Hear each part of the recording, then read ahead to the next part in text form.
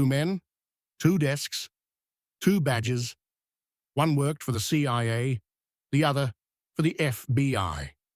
From the outside, they were patriots. On the inside, they were trading secrets for cash, diamonds, and control. One brought down an entire network of US agents. The other compromised the core of America's intelligence infrastructure. This isn't just a spy story. It's a deep cut into the psychology of betrayal. Welcome to Red Dossier. Before we move on to the next part, please give me a like and subscribe to the channel. Thank you for listening.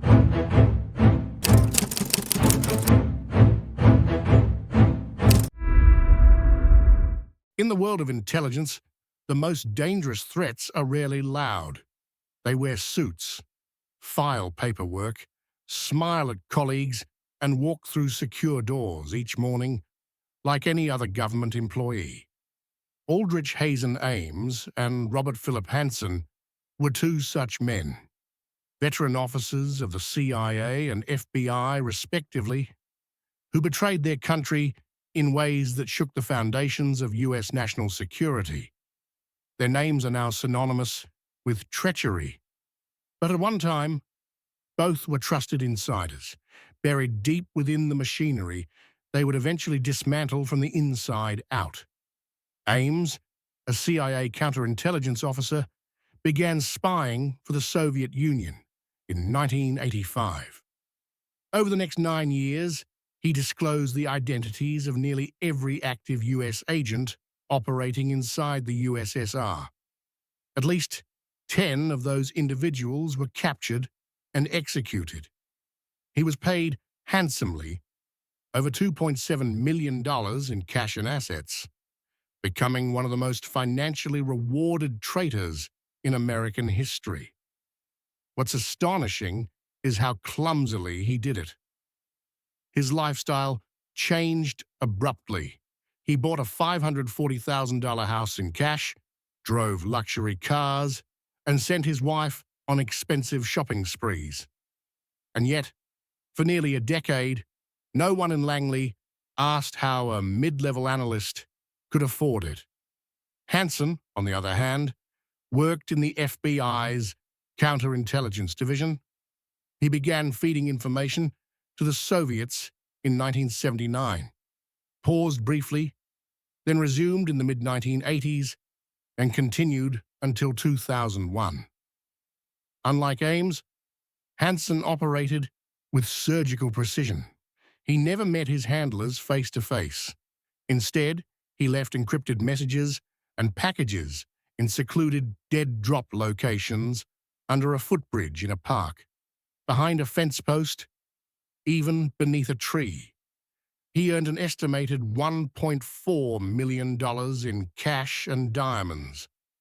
More importantly, he exposed some of the US's most sensitive intelligence programs, including surveillance tunnels under the Russian embassy and the identity of a KGB double agent working for the US. His leaks did not lead to as many direct executions as Ames's, but the long-term structural damage was far deeper. From the outside, both men appeared unremarkable. Ames, the son of a CIA analyst, joined the agency young and drifted through its ranks despite repeated underperformance and disciplinary issues. Alcoholism, a messy divorce, and a growing sense of professional inadequacy pushed him toward betrayal. Hanssen was more complex, a devout Catholic, father of 6, tech-savvy and disciplined, yet simmering with resentment. He believed he was intellectually superior to his superiors, and that the FBI had failed to recognize his brilliance. His betrayal was not just about money, it was about power, control, and a private war against a system he quietly loathed. What unites them, beyond the damage they caused, is the quiet ordinariness of their cover.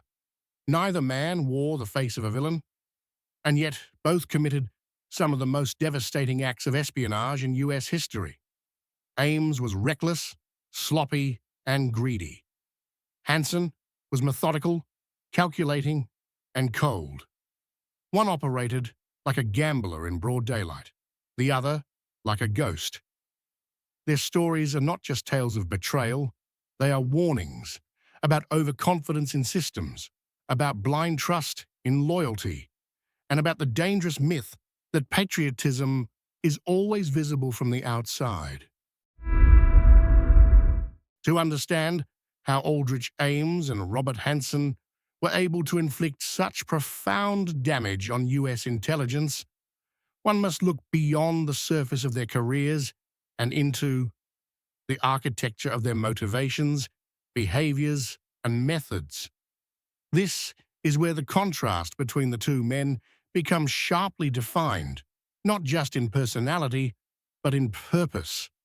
Ames's descent into espionage was almost tragically simplistic. By the mid-1980s, he was drowning in debt. His first marriage had collapsed. His performance at the CIA was inconsistent, and his alcohol abuse was no secret among colleagues. When he married Rosario Casas, a Colombian national who enjoyed the comforts of an expensive lifestyle, the pressure to provide became overwhelming. In 1985, Ames walked into the Soviet embassy in Washington, D.C., and offered his services for cash. He didn't begin cautiously. His first delivery to the KGB included the names of 10 Soviet double agents working for the United States. Within months, those individuals were executed. He sold out his own network with a kind of brutal finality, and the Soviets rewarded him handsomely. But instead of carefully laundering the money or hiding his new wealth, he flaunted it, buying a house in Arlington, paying cash, upgrading his wardrobe, and drawing attention he never attempted to deflect. Hanssen, in contrast, operated with a clinical awareness of risk. He did not need the money. He had a stable job, a large family, and no significant debts. His betrayal stemmed from a darker, more introspective space, disillusionment with the FBI, feelings of underappreciation, and a hunger for superiority. He once wrote to his handlers that he didn't do it for ideology or profit, but because he could. That comment reveals the chilling truth behind his actions. Hanssen saw the FBI as incompetent and porous. He believed he could outwit everyone around him, and for 2 decades he did. His methods were eerily efficient. He developed a system of encrypted communication with the Russians, left packages of classified material in secluded areas, and retrieved money or messages left by his handlers without ever being seen. He used aliases and created disinformation trails to mislead any potential investigations. He even monitored FBI counterintelligence efforts, tipping off the Soviets if he believed they were being followed. This feedback loop allowed him to stay one step ahead for years. What made Hanssen especially dangerous was not just what he gave away, though that list is staggering, but how deeply he understood the weaknesses of the very institution he betrayed. He compromised the FBI's own internal surveillance tools, betrayed the existence of the top-secret eavesdropping tunnel under the Soviet embassy, and provided details that allowed foreign intelligence services to identify and neutralize U.S. operations abroad. His damage was not just immediate. It altered how the U.S. approached counterintelligence for the next generation. From a psychological standpoint, the two men reflected different models of betrayal. Ames was transactional, external, reactive. His choices were driven by circumstance, and his tradecraft was sloppy because his aim was simple: acquire money fast. Hanssen was strategic, internal, premeditated. His actions weren't a reaction to life events, but an extension of a long-standing belief system that placed his intellect above his oath. He was meticulous, and his crimes were layered with deception, not just toward the country he betrayed, but toward his family, church, and colleagues. Their eventual capture also reflects the contrast in their approaches. Ames was undone by his own conspicuous wealth. A financial review flagged his spending, prompting an internal investigation. After months of surveillance, his activities were traced, and he was arrested in 1994 as he drove to work. Hansen's fall came 7 years later, after a long and frustrating mole hunt within the FBI. Investigators eventually identified a partial fingerprint and voice recording from one of his dead drop packages, matching them to Hansen's records. He was arrested in 2001 at a park in Virginia while making one final drop, a moment that ended over 2 decades of treason. Despite the damage caused by both men, it was Hansen who many experts believe posed the greater long-term threat. While Ames shattered the CIA's presence in Moscow, Hansen's betrayal compromised the systemic capabilities of US surveillance itself. As Oleg Kalugin, a former KGB general, once remarked, Hansen gave the KGB the keys to the kingdom. These betrayals didn't occur in a vacuum. The Cold War may have ended in 1991, but the intelligence war never did. Both men operated in a context where the US national security apparatus was bloated, overconfident, and underprotected from insider threats. The systems designed to prevent this kind of espionage failed, not because they didn't exist, but because they assumed loyalty came with a badge and a clearance. In retrospect, both cases exposed fundamental flaws in how the US government evaluates risk, loyalty, and trust.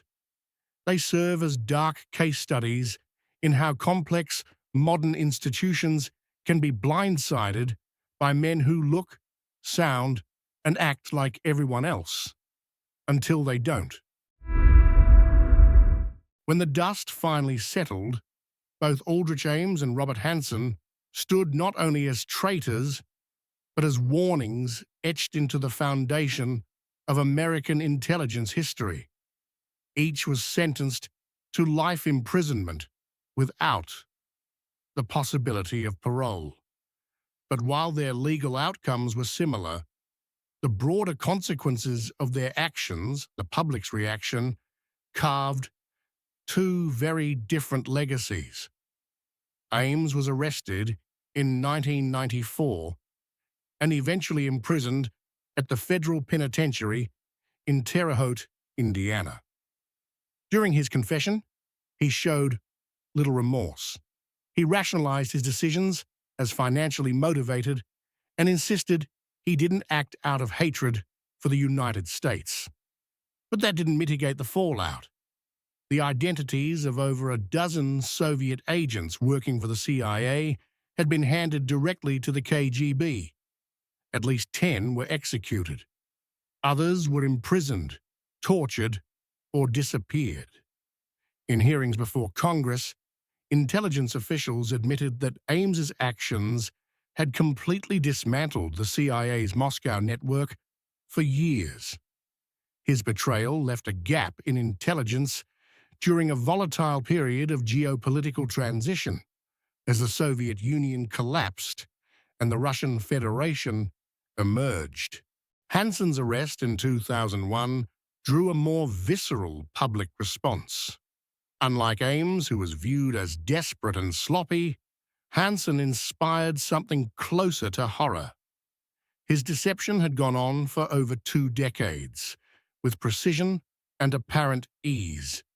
He had not only betrayed secrets, he had betrayed systems.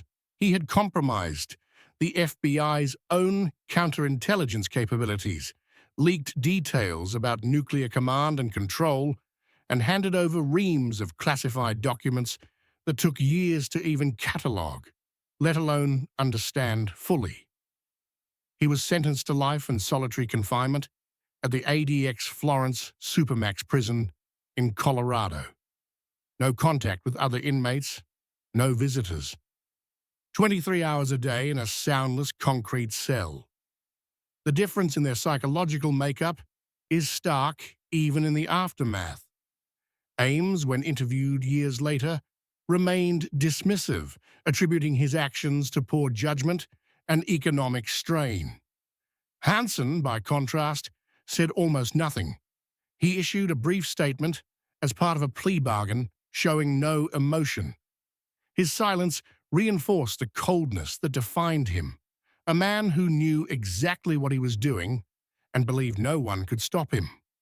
Both cases prompted sweeping reforms within U.S. intelligence agencies.